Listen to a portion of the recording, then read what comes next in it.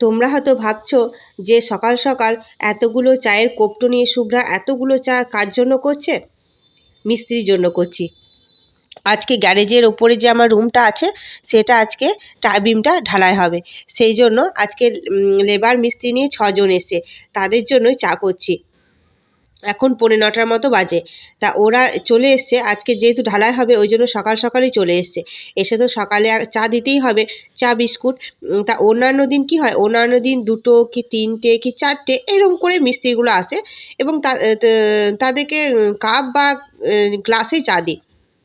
কিন্তু 6 জন এসছে, 6 জনে তো কাপ গ্লাস নেই, মানে আলাদা করে রাখা নেই, সেই জন্য কিন্তু ওদিকে আজকে এই কোপ্টোতেই দেবো।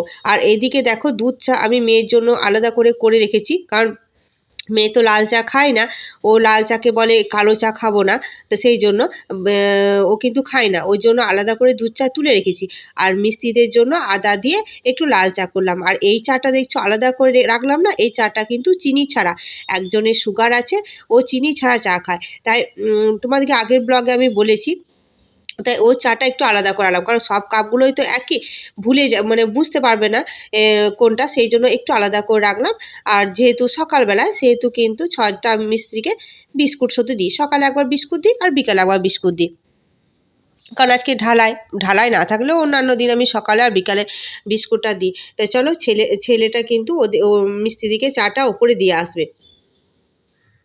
তা ও চাটা দিতে গেল, আমি গেলাম না, কারণ আমি এদিকে কাজগুলো সারবো, যেহেতু ঢালাই হবে তাড়াতাড়ি করে রান্না বান্না সেরে কিন্তু আমি ছাদে থাকবো।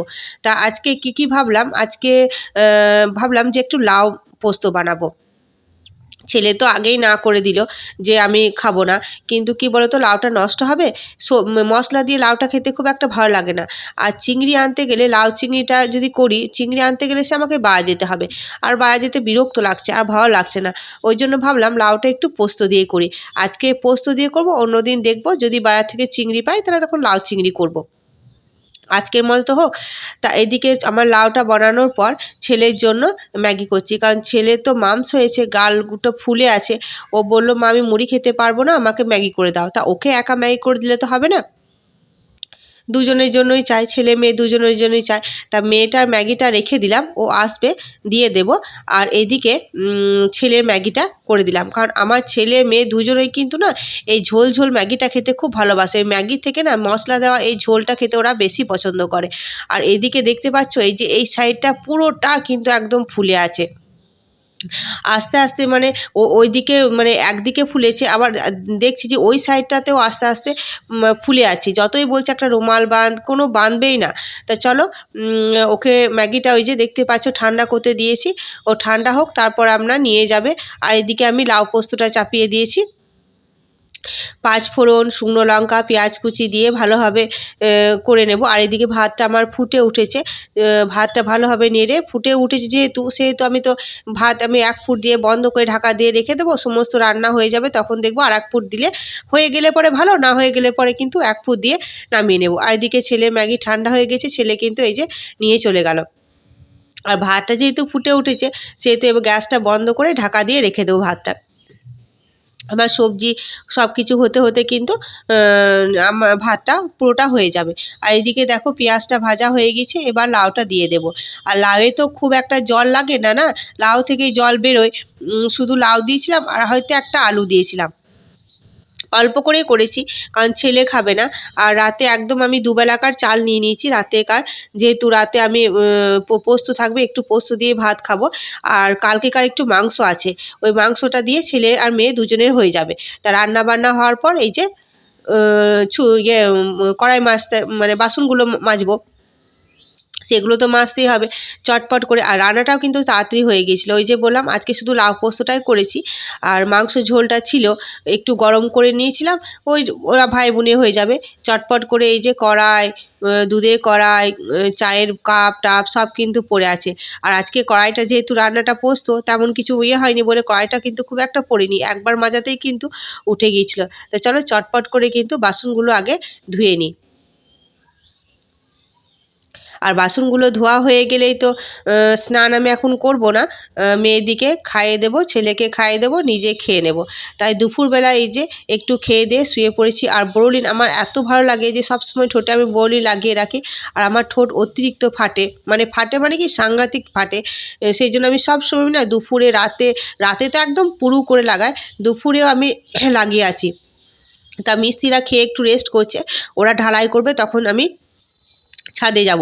এদিকে দেখো মেয়ে কী অবস্থা, মেয়ে কেমন গড়াগড়ি দিচ্ছে। আর আজকে মেয়ে বায়না করেছিল নতুন জামা পরবে। আমি বললাম নতুন জামা পরিস না, কারণ এত ধুলো না বাড়িতে, আর নতুন যেগুলো আছে সেগুলোই পর, মিস্ত্রিদের কাজ হয়ে গেলে নতুন জামা পরাবো। তা ও তো সোনার পাত্রী নয়, ও সে পরবে তো পরবে। নিজে ওই জামাটা প্যান্টটা বের করলো, সামনেই ছিল, ব্যাগ থেকে বের করলো, দিয়ে বললো এইটাই পরবো। তা ওর কাছে তো আমাকে হার মানতে হবে। তা ওই যে দেখছো সারা দুপুর ওই চেয়ারটা নেবে, ওই জানলায় বসবে, দিয়ে ওই আমার ওড়নাটাকে নেবে, পুতুলটাকে নেবে, দিয়ে ওইখানে বসে বসে সারা দুপুর খেলবে। আর কিছুতেই ঘুম পাড়াবে না, ঘুমোবে না। কারণ এদিকে ঘুমোয় না দুপুরে, কেন জানো? কারণ সেই 9টা 9:30 ওঠে ঘুম থেকে, দিয়ে আর দুপুরে কিছুতেই ঘুমাতে চায় না। আর আমিও জোর করি না, কারণ ও দুপুরে ঘুমালে রাতে অনেক রাত পর্যন্ত জেগে থাকে। আর শরীরের অবস্থা দেখো একদম ঝিলঝাড়া হয়ে গেছে, জামাগুলো সব নেমে যাচ্ছে, এত বদমাশ হয়েছে না। আর সত্যি আমার মেয়েটা খুবই খারাপ হয়ে গেছে, জানো তো, এতটা খারাপ হয়ে গেছে না, কিছু বলার নেই। তারপর এই যে বিকেলবেলায় আবার একবার মিষ্টিদিকে চায়ের সাথে সাথে আমরাও একটু মা ছেলেতে মিলে চা খেয়ে নেব। সকালে লিকার দিয়েছিলাম, কিন্তু বিকেলে দুধ দিয়ে দেবো। আবারও ওই যে ওর জন্য আলাদা করে রাখলাম চাটা, যাতে বুঝতে পারে। আর ছেলেকে বলেও দিলাম যে এটা ওর চা, বলে দিবি। আর এই যে মা ছেলেদের চা কিন্তু রেডি। ছেলে মিষ্টিদিকে চাটা দিয়ে আসার পর আমরা এই যে মা ছেলেতে বসে বসে চা খাচ্ছি, টিভি দেখছি আর চা খাচ্ছি। তারপর কিন্তু আমি ছাদে যাব, ছাদে যেয়ে ওদের পুরো ঢালাইটা দেখবো, ওরা কেমন করছে না করছে, কারণ ওদের কাছে বসে না থাকলে তো হবে না। আর এদিকে আমার ছেলে টিভিটা খুলে রেখেছি, আজকেই টিভিটা লাগালাম, দেওয়ালের সঙ্গে সেট করিনি, কারণ আর একটু কাজ আছে এই ঘরটাতে, কারণ আবার সে খোলা লাগা, সেই জন্য এই চেয়ারটার ওপর রেখেছি। তাহলে কি হয়, যখন আবার এই রুমটাতে মিস্ত্রিতে কাজ করবে তখন খুলে কিন্তু রাখা যাবে। আর এদিকে দেখতে পাচ্ছ সিঁড়ির অবস্থা, এগুলো কিন্তু আমাকে সব পরিষ্কার করতে হবে যখন মিস্ত্রিরা কাজ করে চলে। রোজ কিন্তু আমাকে এইভাবে কিন্তু পরিষ্কার করতে হয়, প্রচুর খাটনি, এগুলো কিন্তু একটা বাড়তি খাটনি। তা দেখো ওরা মশলাগুলো কিন্তু একদম ভাগ ভাগ করে রেখে দিয়েছে, আর ঢালাই কিন্তু শুরু করে দিয়েছে। এই যে গ্যারেজের ওপরে যে রুমটা, নিচেতে গ্যারেজ আছে, তার ওপরে একটা রুম বের করেছিলাম। এখানে তো আমরা এখন শুচ্ছি, তোমরা দেখছো রুমটাতে, এই কিছুক্ষণ আগে দেখলে যে আমি শুয়েছিলাম, মেয়ে জানলা ধারে বসেছিল। তা এই যে গ্যারেজের ওপরে রুমটা, চারিদিকে যে ব্যান্ড ঢালাই বলে সেই ঢালাইটা হচ্ছে। তা চলো এই ঢালাইয়ের পর তো ওরা চলে যাবে, তারপর দেখতে পেলে সিঁড়ির কী অবস্থা, তারপর আমার খাটনের শেষ থাকবে না। আর ব্লগটা আমি এখানেই শেষ করব, কারণ খুব বেশি বাড়াবো না। এরপর ব্লগ করার আর ক্ষমতা আমার মধ্যে থাকবে না, ভিডিও করার ক্ষমতা থাকবে না, কারণ মোছা পরিষ্কার করা বুঝতেই পারছো, সিমেন্ট জল কাদা। তা যদি ভালো লেগে থাকে তাহলে প্লিজ একটা লাইক কমেন্ট আর সাবস্ক্রাইব করে দিও, পারলে একটা শেয়ার করে দিও। দেখা হবে পরের একটি ব্লগে, সকলকে টাটা, গুড বাই।